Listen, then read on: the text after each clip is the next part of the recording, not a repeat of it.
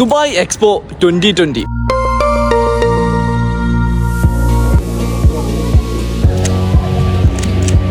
ഒരുപാട് ആളുകൾക്ക് ഒരുപാട് ഓർമ്മകൾ സമ്മാനിച്ച ഒരു മഹാത്ഭുതമായിരുന്നു. 24 മില്യൺ ആളുകളാണ് എക്സ്പോ 2020 വിസിറ്റ് ചെയ്തിട്ടുണ്ടായിരുന്നത്. അതിൽ 42% നമ്മുടെ ഇന്ത്യക്കാരായിരുന്നു. ഈ എക്സ്പോ 2020 എക്സ്പോ മ്യൂസിയം എന്ന് പറഞ്ഞിട്ട് ഒരു പുതിയ പവലിയൻ ആരംഭിച്ചിട്ടുണ്ട്. വേൾഡ് എക്സ്പോയിൽ UAEയുടെ അരങ്ങേറ്റത്തിന്റെ ചരിത്രം മുതൽ എക്സ്പോ 2020ക്ക് വേദിയാകാൻ ദുബായ് തിരഞ്ഞെടുക്കപ്പെട്ടതും കൊറോണ കാരണം എക്സ്പോ നീണ്ടുപോയതും എക്സ്പോ 2020യുടെ അവസാന നിമിഷം വരെയുള്ള ഓർമ്മകൾ കോർത്തിണക്കിയ ഒരു മ്യൂസിയം.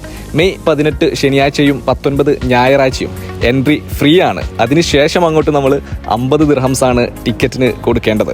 ടിക്കറ്റ് ഒന്നും ഇല്ലാത്തതുകൊണ്ട് ഒരുപാട് ആളുകളാണ് ഈ മ്യൂസിയം കാണാൻ വേണ്ടിയിട്ട് എത്തിയിട്ടുള്ളത്. ഈ ഒരു വരി കാണുമ്പോൾ എക്സ്പോ 2020 തീർച്ചയായിട്ടും നമുക്ക് ഓർമ്മ വരും. കാരണം പണ്ട് എക്സ്പോയുടെ സമയത്ത് പവലിയനിൽ കയറാൻ വേണ്ടിയിട്ട് മണിക്കൂറോളം നീണ്ട വരി നമ്മൾ നിന്നിട്ടുണ്ട്.